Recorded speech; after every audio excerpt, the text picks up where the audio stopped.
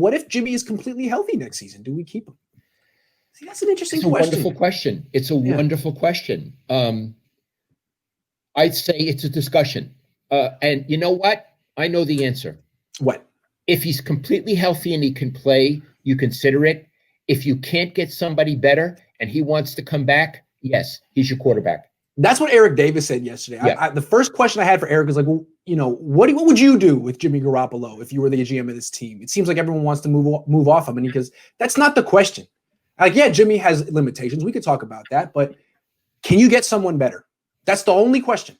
Yeah. If you can get someone better, hell yeah. If not, then no. Now, I would say I wouldn't want him even if he's healthy next year because the cap's going down and he's expensive. And if you keep him, then you're going to have to say goodbye to someone else who's good on the Buckner level. But yeah, if they get rid of him and bring in someone who's not as good, woo, you get fired as a head coach, even if you're Kyle Shanahan. So yeah, it's a really good question. We got more if you want to hang with me for a little bit more. You know, Grant, the only other thing I have to do today is you're coming over here and helping me upload something. So if you want to keep putting that off, I'm happy to do this. Okay, here we go. Grant, sorry, that is was that Mike Schumann? No, it was Sherman. Hi, Mike Sherman. Sorry. Hi, Grant, Sean. Sorry, that is exactly what I'm talking about with reporting today. It's like, hey, when that lineman sacked you, did it hurt? Steve, are you upset you lost? Hey, George, does this team like Jimmy? Yeah, they're not legit questions. These are the questions you'll get today in press conferences. Hey, Coach, how do you balance trying to win a game with trying to rest your players for next week? Hey, Coach, could you take me through the timeline of last week when you decided that you were going to Could you? It's like, let me find a way to ask questions that will not bother the person I'm asking in any way, shape, or form. And it's like, really, what you and Ira did was like, let me see how I could ask the most pointed question in the fewest words possible. Here's 8 words. What do you think? And you know another question I always hate, and you always hear it, Coach. What are your thoughts on? Yeah, you know what I'm talking about? Yeah, hey, Coach. What were your thoughts on Jimmy Garoppolo in this game, Coach? What did you see from Laken Tomlinson in this game? It's like, guy, you're a credentialed reporter. You're one of the 8 people in the world who are in this press conference because you're supposed to be an expert. Why are you asking him? And that's the kind of thing Jim Harbaugh would say a lot. It's like, hey, man, you're supposed to know. Like, why are you asking me? You know. You watched the game, right? What did you see? Yeah. It's one thing to ask that in like training camp when you're trying to see like the coach's impressions of who's going to make the team. But like after a game, what did you see from the quarterback, Mr. Expert? I hate that. Yeah.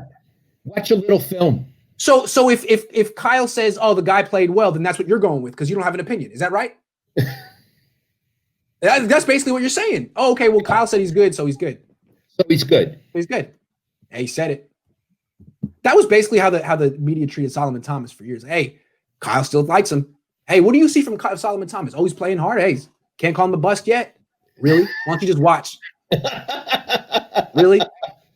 Yeah. So I'm proud of the type of questions I ask. I try to ask short questions that leave a little silence after because the person is so shocked that I asked it. Or needs to think. Yep. Either one. Because a lot of times the questioner just kind of keeps going to fill the space. Oh, blah, blah, blah, blah, blah, blah, until the coach or player kind of saves him, bails him out. Yeah. You know? Anyway. And another, again, a great follow-up question that I always did was they would answer my first question and there would be things in it. And I would then say, well, you just said so-and-so. When you said this, what did you mean? Yes. What does it mean? And now you got to think. Yes. And it means you're on my agenda, not your agenda. And, you know, athletes and coaches who are worth anything like that stuff. First of all, they see it as competition, which they respond to. Second of all, they want to rise to the challenge. Third of all, they think of most of our questions as boring and banal, which they are. So when they get an interesting question, even if it's pointed and maybe negative, it's like, okay, well, now I just woke up. Now you got my attention. You know, Iggy, Harbaugh, God love him, yes, wrote the afterward to my book. Yes. And in it, he talked about the competition of Grant and I asking him questions. And he said he never wanted me to lose my fastball because he always wanted to be alert for the fastball coming in. He not only didn't mind it, he loved it. He got a kick out of you and I. I love that he used the baseball reference. And from his perspective, the way I saw it is, look, I'm the head coach of the 49ers. That comes with certain things. It's supposed to come with a vicious press corps that I got to deal with because that's what Bill Walsh dealt with.